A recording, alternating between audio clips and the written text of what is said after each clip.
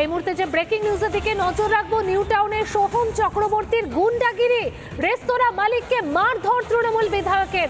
সোহম চক্রবর্তীর শুটিংয়ে অশান্তি, সোহমের গাড়ি সরানো নিয়ে বচসা, সোহমের বিরুদ্ধে হাতাহাতির অভিযোগ, অভিষেককে কুকথা রেস্তোরাঁর মালিকের অভিযোগ সোহমের, অভিষেক বন্দ্যোপাধ্যায়কে নিয়ে খারাপ কথা বলায় চড়, সাফাই তৃণমূল বিধায়ক সোহম চক্রবর্তীর। নিউ টাউনের সোহম চক্রবর্তীর গুন্ডাগিরি, রেস্তোরাঁর মালিককে মারধর তৃণমূল বিধায়কের। এই ঘটনায় রেস্তোরাঁর কর্মী ঠিক কি বলছেন শুনুন।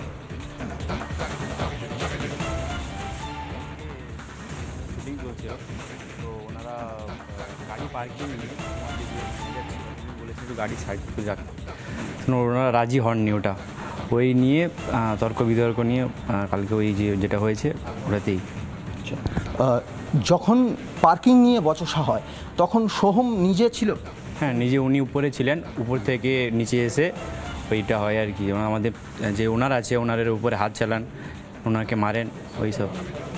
উপরে তিনি কি চলছিলেন রূপটপে, আমাদের শুটিং চলছিল কালকে ওনাদের।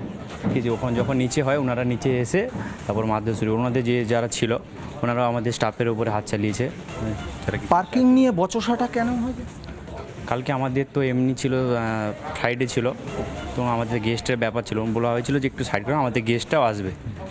ওতে ওনারা রাজি হননি, বলছেন আমাদের ভিআইপি যেটা গেস্ট ছিল এমএলএ গাড়ি ওটা এগাবে না, ওইখানে থাকবে। তো এই নিয়ে হয়েছে আর কি।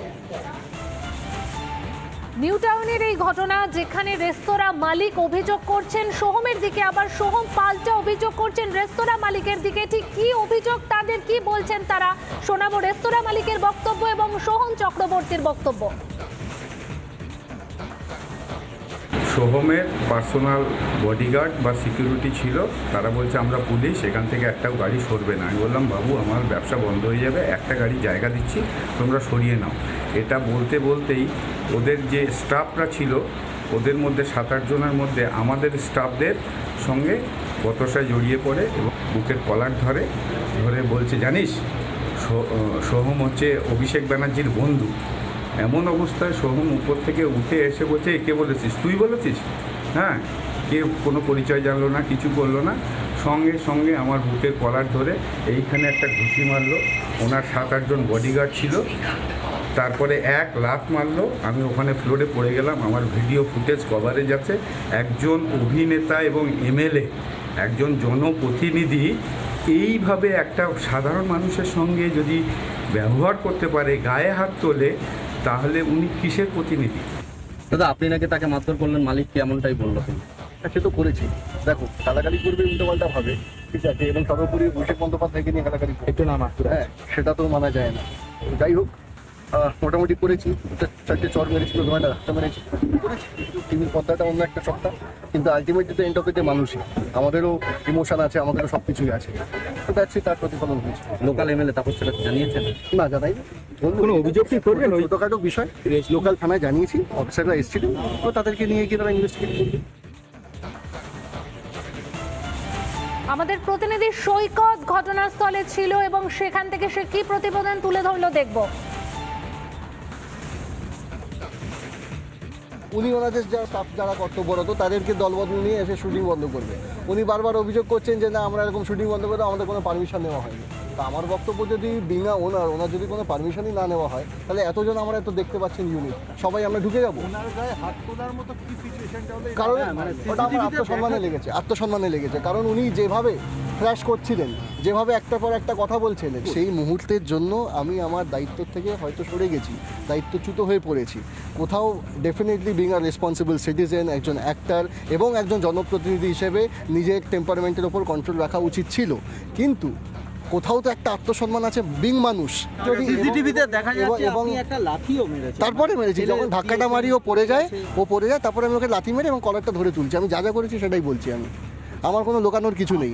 আমি যেটা শুনেছি সেটা হচ্ছে অভিষেক বন্দ্যোপাধ্যায়কে নিয়ে বলেছে যেটা টোটালি কোনো রকম আউট অফ দ্য চ্যাপ্টার। কারণ আমি এখানে কোনো রকমভাবে পলিটিক্যাল কর্মসূচি করতে আসিনি।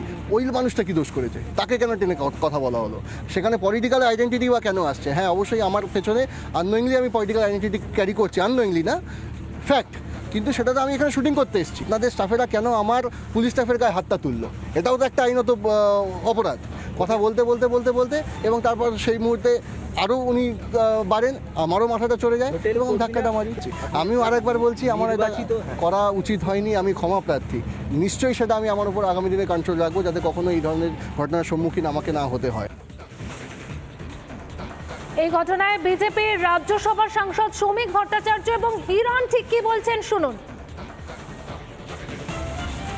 আর সহ অভিনেতা বহু 5খানা ছবি একসঙ্গে করেছি, সেই সোহম চক্রবর্তী এরকম কোনো কাজ করতে পারে? কিন্তু আমার যেটা মনে হচ্ছে যে তৃণমূলের যে উদ্ধত্ত, তৃণমূলের যে ক্ষমতার অপব্যবহার, সেইটা প্রভাবিত করেছে। এবং বারবার উনি যে অভিষেক বন্দ্যোপাধ্যায়ের নাম নিচ্ছেন, কোথাও গিয়ে অভিষেক বন্দ্যোপাধ্যায়ের যে নির্মমতা, ওনার যে নিষ্ঠুরতা, সেটাতে কোথাও ইনফ্লুয়েন্সড হয়েছেন এবং আমরা এই পুরো প্রভাবটা ওনার জীবনেতে পড়েছে।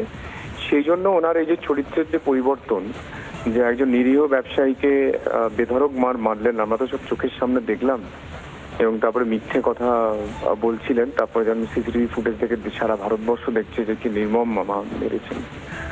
তো এটা পুরোটাই তৃণমূল কংগ্রেসের ঔদ্ধত্য, তৃণমূল কংগ্রেসের যে ওদের চরিত্র, সেটা পুরোপুরি প্রভাবিত করেছে। এর জন্য যে ব্যক্তি সোহম চক্রবর্তীকে আমি আজও বিশ্বাস করি না যে সে এরকম ভাবে করতে পারে। তৃণমূলটা বাদ দিলে মনে হয় সোহম অত্যন্ত ভদ্র ছেলে, অত্যন্ত ভালো ছেলে। উনি যে অভিযোগটা সামনে নিয়ে এসেছেন, সোহম নির্বাচিত জনপ্রতিনিধি, তৃণমূল কংগ্রেসের বিধায়ক, তিনি বলছেন অভিষেক বন্দ্যোপাধ্যায় সম্পর্কে কুকথা বলার জন্য তিনি হাত তুলতে বাধ্য হয়েছেন। প্রথম কথা হলো, এই মুহূর্তে নিউ টাউনে বা পশ্চিমবঙ্গের কোথাও এমন কোনো হোটেল মালিক নেই, এমন কোনো রেস্তোরাঁ মালিক নেই যে অভিষেক বন্দ্যোপাধ্যায়, যিনি সরকারের উত্তরাধিকারী, তার সম্পর্কে কোনো কুকথা বলতে পারে। এটা সম্ভব নয়, এটা অবাস্তব একটা ঘটনা। কোনো জায়গায় তার সঙ্গে বচসা হয়ে থাকতে পারে এবং স্বাভাবিকভাবেই তিনি হাত চালিয়ে দিয়েছেন। কারণ তৃণমূলের যে সংস্কৃতি, সেই সংস্কৃতি পছন্দ হয়েছে বলেই তো তিনি তৃণমূল কংগ্রেসে যোগ দিয়েছেন। এবার তার সঙ্গে অভিনেতার নামের পাশে জুড়ে গেছে বিধায়ক, আর এটা তো একটা রাজতন্ত্র চলছে। এখানে তাদের অধিকার আছে প্রত্যেককে শাসন করার, যে কোনো সাধারণ মানুষের উপরে চড়াও হওয়ার, তাদের জীবন জীবিকাকে বাজেয়াপ্ত করার। সেই পথেই চলেছে, এভাবেই তৃণমূল চলছে। সোহম একজন অভিনেতা, সংস্কৃতি জগতের মানুষ হয়ে তৃণমূলী সংস্কৃতি যদি তাকে এভাবে গ্রাস করে নেয়, তাহলে পশ্চিমবঙ্গের বিভিন্ন প্রান্তে সাধারণ মানুষ কি অবস্থায় আছেন সেটা সকলেরই বোঝা। এদের এইসব আচরণের কারণেই আজকে ধীরে ধীরে পশ্চিমবঙ্গে ব্যবসা ধ্বংস হয়ে যাচ্ছে, কর্মসংস্থান কমছে।